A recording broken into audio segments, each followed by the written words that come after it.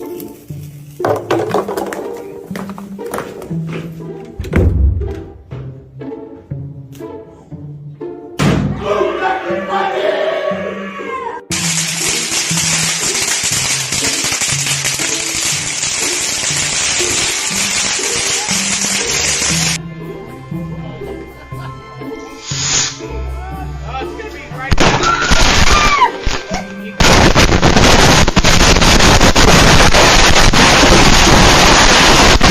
my gosh, this car just freaking drove into the Firework